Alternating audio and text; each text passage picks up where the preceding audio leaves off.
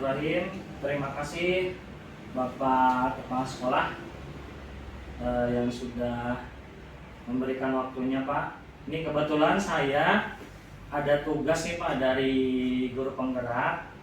Saya ditugaskan untuk mewawancarai kepala sekolah gitu, Pak. Tugasnya sih 2 kepala sekolah.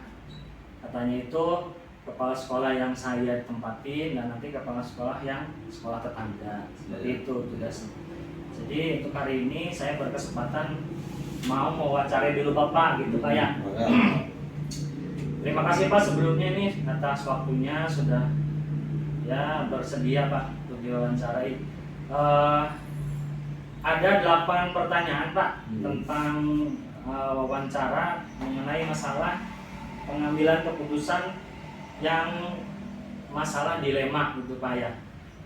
Yang pertama Pak, mungkin Bapak bisa ceritakan selama ini bagaimana sih Bapak dapat mengidentifikasi atau menentukan kasus-kasus yang merupakan dilema etika gitu. Oh, Bapak itu menganalisis oh ini kasus yang dilema, ini kasus biasa.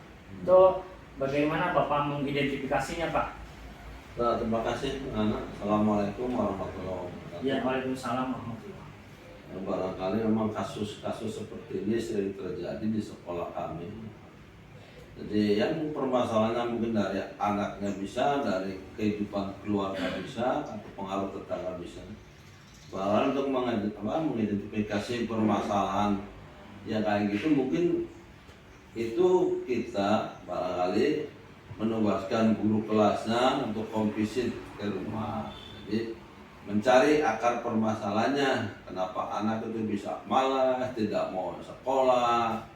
Dan kita mencari akar permasalahan apa yang menyebabkan anak itu malas. Jadi nanti setelah itu, setelah guru datang ke rumahnya, barangkali kita bisa mengidentifikasi Pak permasalahan anak tersebut. Ini penyebabnya apa di sini? Ya. Penyebabnya apa? Kalau udah tahu penyebabnya, barangkali kita cari solusi untuk mengatasinya. Jadi kalau kita tidak terjun ke rumah siswa tersebut, barangkali kita tidak tahu permasalahan anak itu. Iya. Jadi begitu mungkin Pak. Baik Pak, untuk selanjutnya selama ini nih bagaimana Bapak mengambil keputusan di sekolah Bapak, terutama untuk kasus-kasus yang dimana ada 2 kepentingan, misalnya menghadapi kalau yang ini benar, yang itu benar. Nah, untuk mengambil salah satunya itu bagaimana Bapak menentukan cara-caranya gitu untuk mengambil salah satunya. Jadi permasalahan anak atau ya permasalahan anak terutama. Anak yang malas. Boleh permasalahannya misalkan ada anak yang malas terus kalau tidak diluluskan nanti kan bermasalah. Kalau misalkan diluluskan dia kan malas. Atau mungkin ada masalah dengan gurunya atau siapa gitu. Ini kalau ada 2 kepentingan nih Bapak mengambil salah satunya bagaimana? Yang pertama barangkali ya permasalahan itu mungkin bisa terjadi. Pertama mungkin dengan gurunya, ini memang jarang terjadi kalau dengan gurunya Bapak. Jadi jarang terjadi anak tuh malas karena gurunya, memang ada yang begitu. Ya, kalau memang dengan gurunya mungkinnya kita kasih masukan ke orang tua atau sama anaknya. Yang berikutnya barangkali anak tuh malas, terutama mungkin menjelang akhir, misalnya di kelas 6. Dan peraturan itu kelas 6 tidak boleh mengeluarkan anak. Ini peraturan pemerintah. Memang kalau memang anak itu malas ya kita datang ke rumah 1-2 kali. Kalau memang terjadi tidak sama sekali tidak mau, ya kemungkinan barangkali setelah ujian, baru ujian itu pas mau ya syukur. Kalau itu juga tidak mau ya kita kasih susulan. Kalau tidak mau juga ya kemungkinan ini keputusan terakhir Pak, sekolah yang mungkin anak tidak diluluskan Pak. Ya karena kan anak malas nggak mau belajar kan gimana. Jadi kemungkinan keputusan terakhir sekolah yang dengan sangat berat ini juga kan kasihan dia tidak ikut. Ya barangkali kalau kita diluluskan ya kecemburuan ke yang lain, Pak. Kecemburuan ke yang lain aktif, ini nggak aktif akhirnya diluluskan. Kenapa Pak? Mungkin itu memang keputusan terberat, memang sekolah itu tidak meluluskan anak itu terberat. Nah, itu jadi yang harus diambil salah satunya kalau memang itu kelas 6. Ya, kalau kelas lain mungkin kita cari solusi. Ya, solusinya mungkin anaknya di BP, dipanggil, kita datang ke orang tua atau ke rumahnya, permasalahannya apa, itu barangkali. Ya, setelah itu kita tahu, itu kita ngambil solusi jalan keluar agar ya diusahakan agar anak itu bisa bersekolah lagi. Sekolahnya tidak mau ada anak yang putus sekolah. Ya, sekarang apalagi sekarang ya diarahkan kalau memang dia tetap tidak mau ya diarahkan kita untuk paket. Untuk paket diarahkannya kan ada paket A, paket B, paket C. Makanya sekolah itu kesana arahnya. Terus langkah-langkah biasanya prosedurnya seperti apa Pak untuk sebelum mengambil keputusan itu? Apakah diskusi dulu dengan guru-guru lain, pada adakan rapat, atau Bapak langsung mengambil keputusan sendiri Pak? Ya, barangkali kalau kami kepala sekolah mungkin tidak tahu kesadaran anak Pak.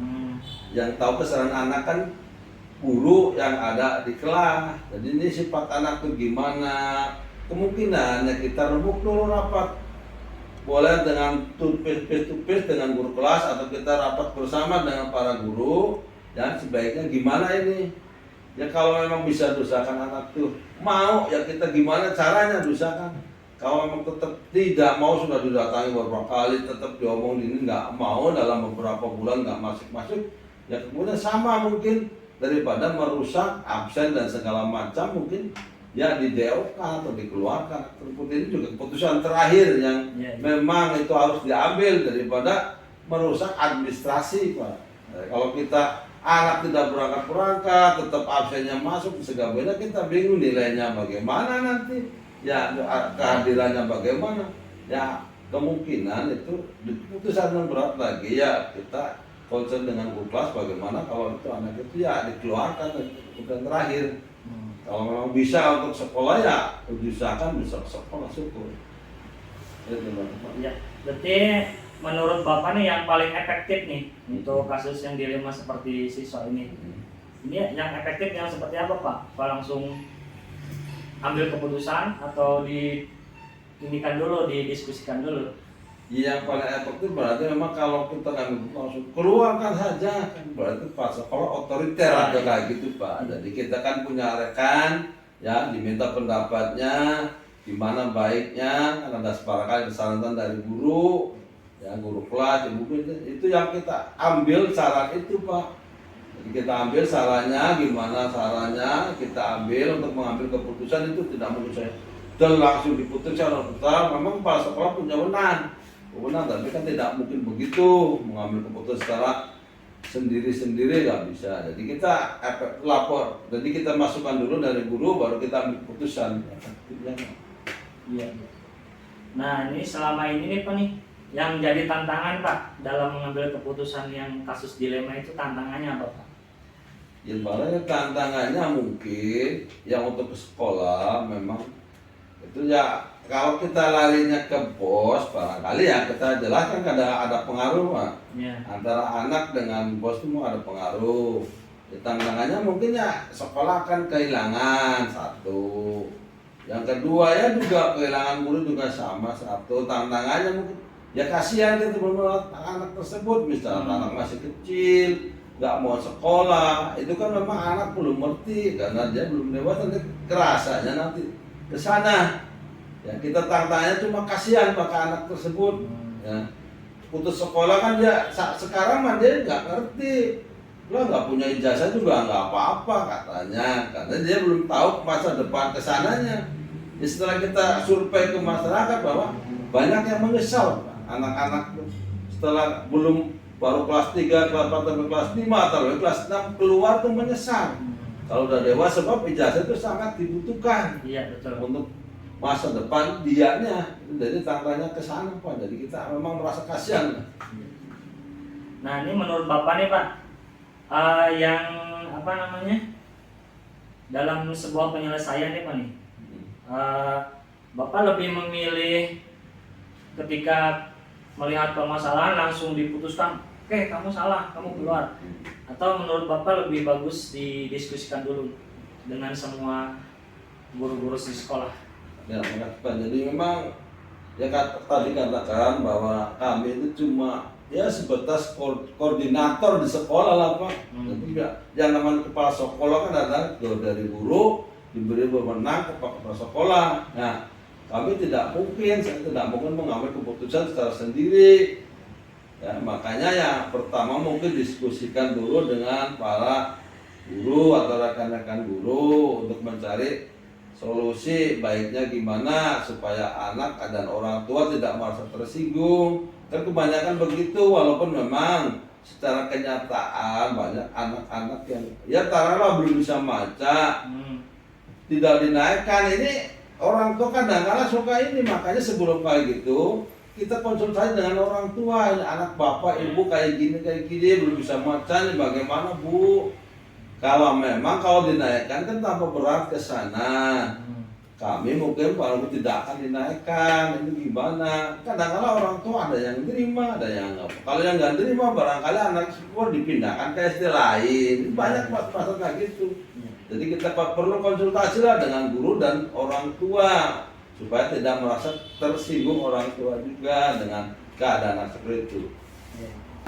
Selama ini Pak dalam mengambil suatu keputusan dari masalah yang dilema, itu Bapak ada nggak yang suka membantu dalam memberi masukan untuk mengambil sebuah keputusan Bapak? Terima kasih Pak. Ya memang tentunya kalau kita kerjakan nggak sendiri, banyak rekan guru. Kalau kita minta pendapat dari guru ini kan bingung juga Pak, saya nggak putusannya. Makanya kami mengambil keputusan mencari guru yang barangkali dituakan di sekolah ya untuk bagaimana pendapatnya. Mungkin dari yang guru yang dituakan itu ada masukan yang sangat berharga sehingga guru yang lain akan menerima Pak. Jadi tetap saya konsultasi ya melalui rapat, tapi kami mau keputusan untuk minta pendapat ke guru yang dituakan di situ, barangkali yang pengalamannya sama dengan saya bagi kepala sekolah di situ Pak, mungkin punya solusi yang terbaik di sana. Mungkin yang lainnya itu akan barangkali ya akan manut aja Pak dengan itu kalau memang keputusan itu terbaik. Ya. Yang terakhir Pak, dari semua yang Bapak sampaikan di wawancara sekarang ini kira-kira apa yang bisa Bapak petik dari pengalaman Bapak selama ini menjadi kepala sekolah dalam menghadapi masalah-masalah dilema? Yang barangkali yang kami petik atau yang kami terima berdasarkan pengalaman ya, permasalahan anak ya bermacam-macam. Permasalahan anak ada yang malas karena mungkin lingkungannya, malas karena anaknya, apalagi sekarang musim HP, jadi anak pun bisanya main HP sehingga ke sekolah malas. Ya, ini sangat beragam pengalaman untuk kedepannya kita dalam mengambil keputusan dengan permasalahan anak tersebut. Pasti setiap tahun permasalahan kayak itu pasti ada pada sekolah, sebab anak itu beda-beda karakteristiknya. Beda-beda, jadi ada yang senang mau belajar, ada yang senang berangkat, tapi dia memang pada berangkat aja, belajar malas banyak. Ada yang pinter tapi malas ada. Jadi ya memang itu sebagai pengalaman kita untuk mencari keputusan. Jadi gimana supaya tidak terjadi ya anak-anak seperti itu. Maka kita dari awal identifikasi itu memang perlu. Nah, agar menjauh atau mengurangi ya istilahnya anak-anak yang bermasalah tersebut. Jadi memang ya pengalaman sangat berharga bagi kita sebagai kepala sekolah. Baik Pak, terima kasih nih Pak atas ini cerita pengalaman Bapak dalam mengambil sebuah keputusan dari masalah yang dilema. Alhamdulillah ya sedikit banyak saya bisa tercerahkan lah bagaimana sih gambarannya untuk mengambil sebuah keputusan yang dari masalah dilema. Baik Pak, terima kasih. Mungkin wawancaranya cukup ya Pak ya. Sama-sama Pak. Dan terima kasih atas waktunya. Mudah-mudahan nanti bisa bermanfaat untuk pribadi saya Pak. Ya. Terima kasih Bapak Kepala Sekolah Pak Taslim. Sama-sama Pak. Ya.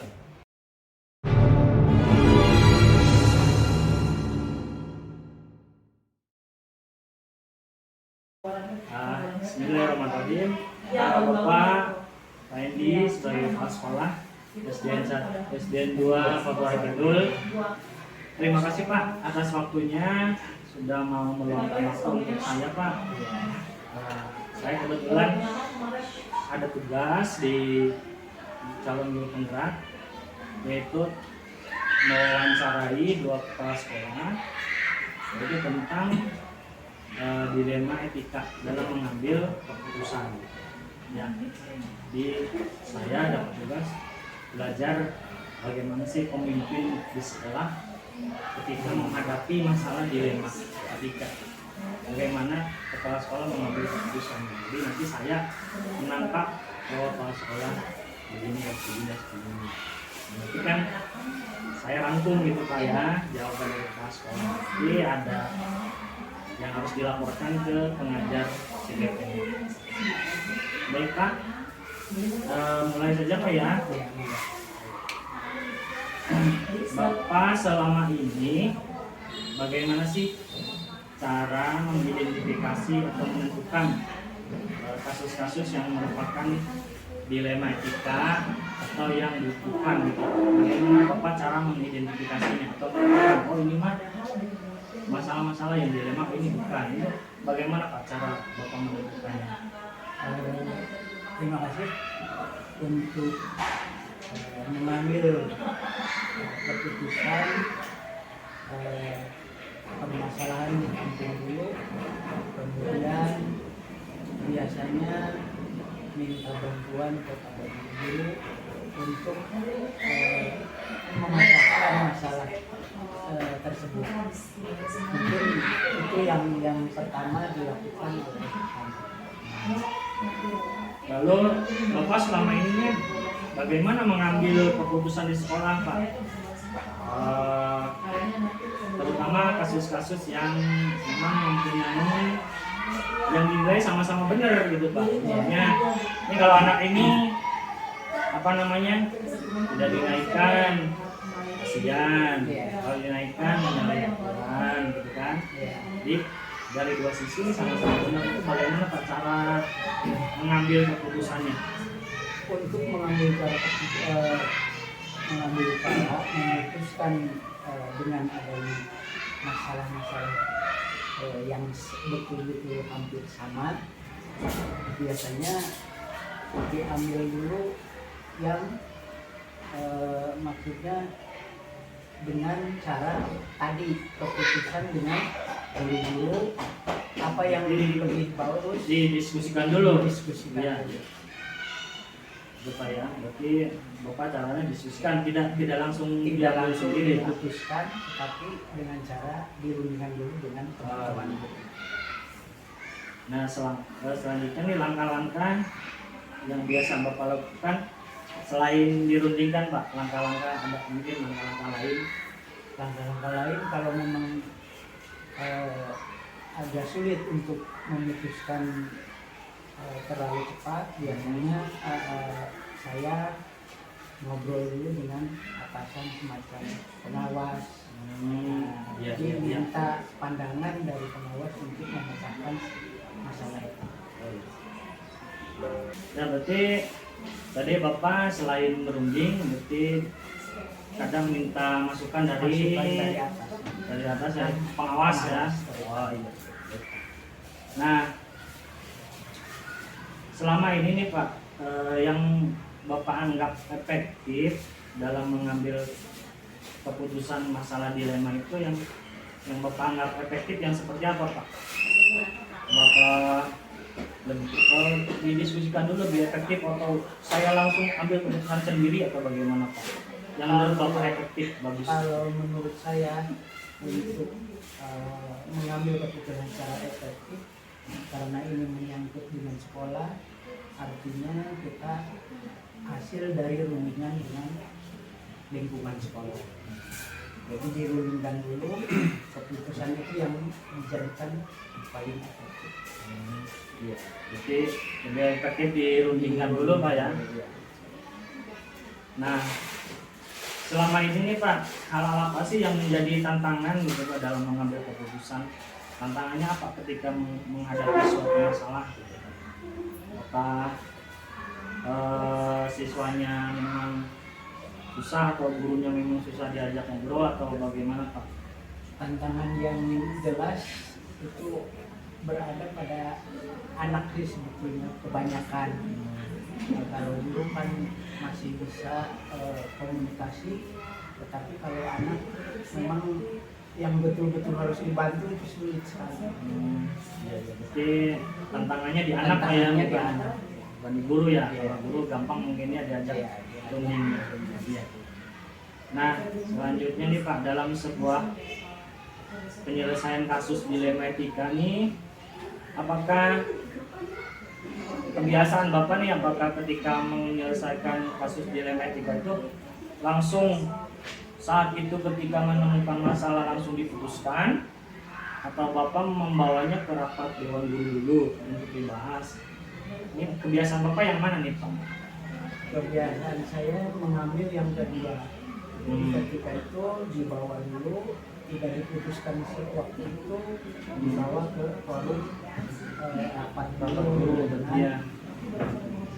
Jadi Bapak lebih preferensinya ke rapat dulu ya. dulu. Bapak belum pernah mengambil keputusan langsung itu Pak, atau pernah? Belum pernah. Nah ya. Nah selanjutnya nih, apakah Bapak dalam mengambil suatu keputusan itu ada nggak Pak guru yang membantu Bapak kalau dalam mengambil keputusan? Atau Ada. Bapak sendiri yang mengambil langsung? Ada Ada ya? beberapa guru yang bisa membantu. Itu guru-guru yang mana Pak yang? Terutama satu biasanya yang senior, Senior ya. yang kedua yang muda, ada yang muda dengan udah ahli dalam bidang elektrik. Berarti dalam mengambil keputusan apapun biasanya Bapak dibantu sama guru ya. Iya, Jadi, belum pernah Pak mengambil keputusan sendiri? belum pernah. Belum ya. Nah Bapak mungkin ini yang terakhir ya Pak ya. Nih, dari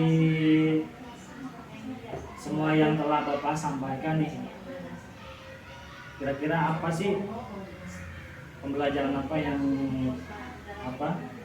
Bapak dapat petik dari pengalaman-pengalaman mengambil keputusan dari masalah dilema? Pelajarannya apa Pak? Mungkin dari semua hal yang pernah Bapak lakukan. Ya mungkin di pelajaran bagi kami satu, tanpa ada bantuan dari rekan-rekan, masukan-masukan dari mereka itu sangat sulit, sehingga mungkin pelajaran yang paling penting adalah dimusyawarahkan, hasil daripada musyawarah. Begitu. Jadi intinya itu musyawarah adalah hal yang Paling penting penting. dalam mengambil suatu keputusan, terutama keputusan dari masalah dilema Pak ya. Ya Pak, baik Pak, mungkin untuk wawancara kesempatan ini cukup Pak ya. Terima kasih nih Pak atas waktunya. Sama-sama. Dan mudah-mudahan apa yang sudah Bapak sampaikan menjadi gambaran pribadi saya bagaimana sih cara mengambil suatu keputusan dalam masalah dilema etika. Ya, terutama cara-cara kepala sekolah ya. Mudah-mudahan bermanfaat untuk pribadi saya. Ya. Baik, terima kasih Bapak untuk waktunya. Terima kasih Bapak waktunya.